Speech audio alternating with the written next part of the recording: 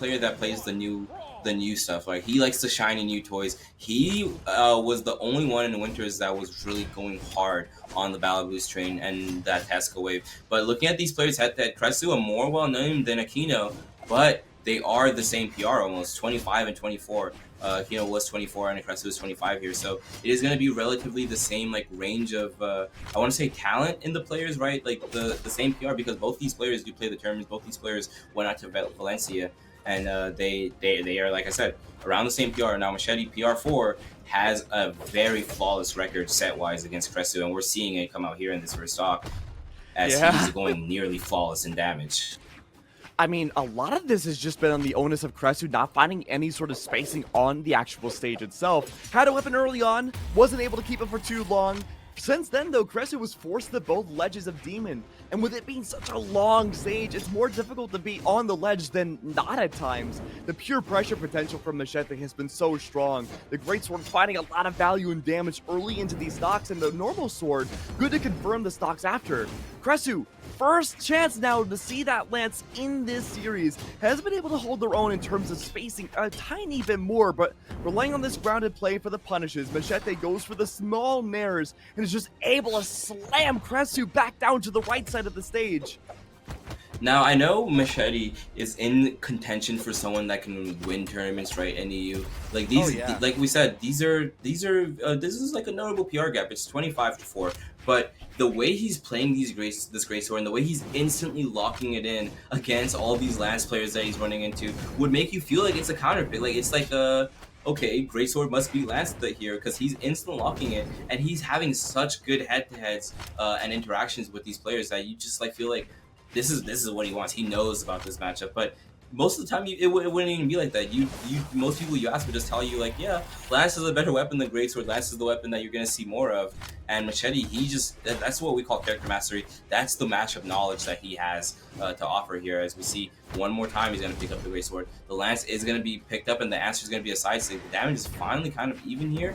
Well, not damage, but the potential for this game is kind of even here. As that stock's gonna be taken, and now we have fresh stocks on both parties. Quite literally even now.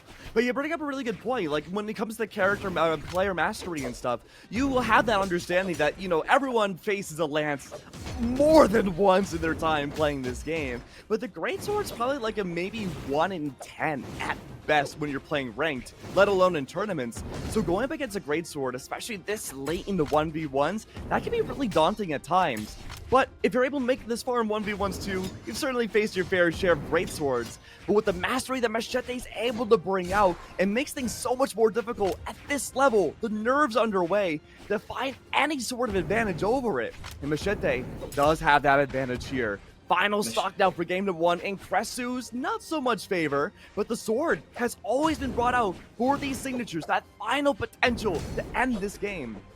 Now, Macheeeete throwing away his Greatsword for the Tiny Sword, and we've seen that, like you mentioned, he throws away when he wants to get these KOs, when he wants to look towards ending the games, and we're going to see it happen there with that down recovery.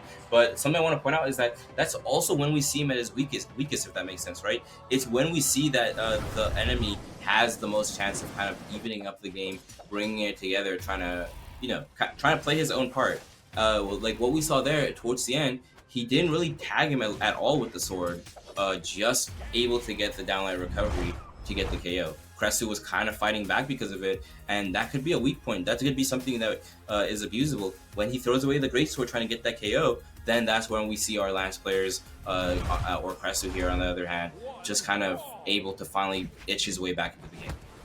Yeah, you bring up a really good point. The way Macheeeete likes to play, and some of this, a lot of this has to do with how the Greatsword and the Tiny Sword operate, is that a lot of these moves can be really telegraphed, and if you're able to recognize that a move beforehand and punish it, someone like Kresuu in their Lance can find a lot of value out of that situation. But Macheeete's moving around a lot more, being much more fluid than we saw in game number 1. A lot of it has to do with now being at a smaller stage, that of being Apocalypse. But the Greatsword, finding that value, it's up now to the Tiny Sword to come back underway, and the Spear, something that we didn't get to see a lot on a larger stage like Demon, has been finding this ledge guard potential. Macheeeete, no options. Macheeeete at bay. Now, Macheeeete had no options there, but we saw Kresuu rush for that downer rather than be patient with it, and it's going to cost him what could have been a very early lead brought back. Now you see him pick up the greatsword, but he instantly throws it away. He wants that knockout with the regular sword, and like I said again, we saw him take complete control of that game with the greatsword at first, right? And when he swapped to the regular sword, it gave Kresuu that chance to bring it back. Now the stock is fresh here, so he's going to have to build up damage with the regular sword, and so far it's not working as the Landsider tags him on. He's going to get that punish on the signature, but I feel like he does want to empty his hand of this this dull blade. He wants what we're seeing him play the most, the greatsword. Hey, he's got to sharpen his sword and sharpen his teeth. He is looking to tear apart Kresuu here. But again, like you said, just the maintenance of having the tiny sword is out. Kresuu was able to find a lot of value just keeping that great sword away from Macheeete. And Remy, you'll have to remind me, have we seen a single stock takedown from Macheeete with the great sword? I don't think we've seen one in this set yet. I can't remember if we go far back enough. We've probably definitely seen one at least off stage, maybe with the down air. But even then, the setups with the greatsword, because I know we've seen him send off stage with the greatsword, throw it away, and force a dodge, and then get the down like ground pound. We've definitely seen that, but I don't know if it's been like an actual like greatsword hit that's gotten him a KO yet.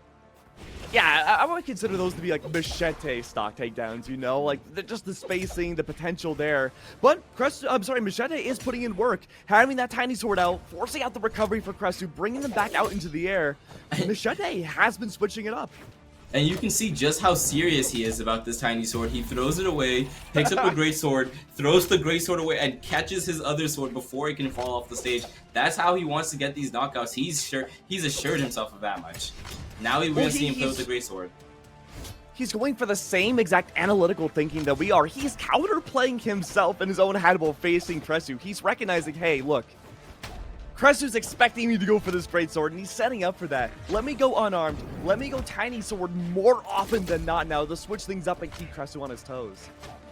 And Kresuu has to be kept on his toes here, because at this point, he's entering the red on his last stock. Another tiny sword picked up, and the side air is going to be picked up as well. Was for that downlight just off stage, not going to find it.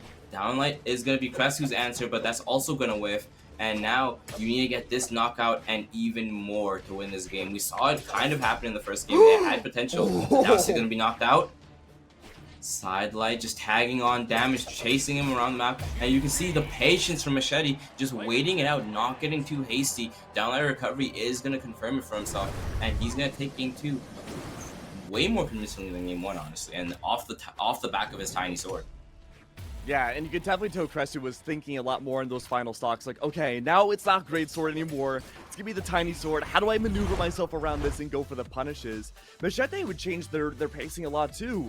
We saw a slower, more safe style of play when it came to the larger sword, but when it came to having the buffer room of a whole stock advantage plus tiny sword against Kresuu, he was going for a lot more risky plays than we've seen pretty much at all today from him. But now that Kresuu is swapped over to the Ulgrim, I have to wonder what the Axe is going to bring to the table. Miami's a much smaller stage, Blast Zone's a lot closer than, say, Apocalypse or even Demon from before. This can benefit Kresuu more than probably any other Legend swap we could see. Now, we have the Ulgrim locked in, and we're seeing the sidelight nairs be tagged on. This is exactly the game plan that you can expect from any Axe player, right? We're seeing the dares, the bait out options, trying to juggle with the nairs, but the sidelight nair is going to be your best friend. It's going to be your setup tool, your combo option. But Macheeete, he's already clapping back. He's adapting to this new game plan that we have here. And we're still seeing hits go off. They're just trading evenly, but Macheeete, he's not actually scared. He's not like playing any further back than he has to.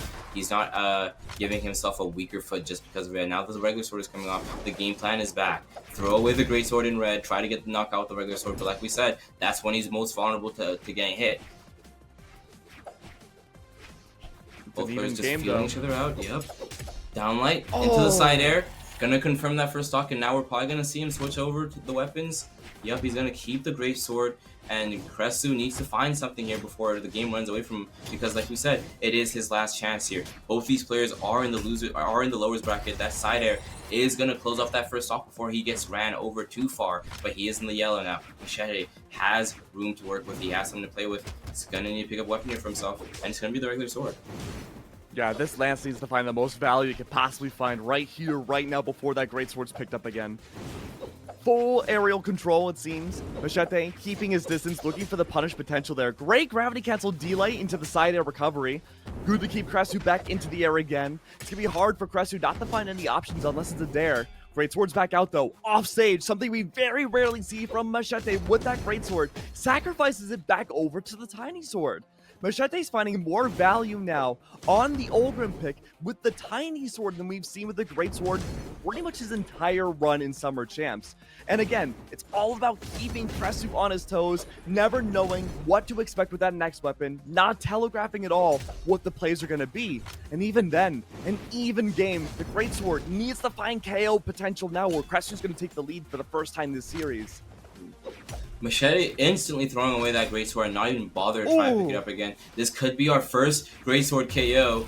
The side air is finally going to spike into the bottom right, and he's going to opt to keep it. But Kresuu doing such an excellent job of evening up that stock there for the most part. And now the game is on his hands. He needs to find this KO here, but Macheeete taking the aggressive foot, going forward after that beautiful spot dodge, and just tagging damage. That's going to be another Nair, just kind of keeping pace, keeping the juggles up. You see, he doesn't want to do anything too scary. Another beautiful spot dodge. That's kind of the greatsword player bread and butter, you know. A lot of players have habits on weapons that they go for, but the greatsword habit is getting those nice spot dodges just to keep your place so you can find the sidelight. And he does just that and finds another sidelight string, picks up the sword, finds another downlight recovery, and now Kresuu finally able to close that stock off. Nice little taunt to seal the deal, you know, close it off with a bow. And now he needs to do something, but he can't. Macheete's already found what he wanted. Regular sword into downlight air. 3-0 on Kresuu. That was so impressive coming up from Macheeete, and I want to see more Jaeun and more greatsword just overall. I did like how the ending of that final stock did end up with a lot of spot dodge punishes. We would see spot dodge come out, down sig, say, from the axe of the Ulgrim, and that wouldn't find any potential.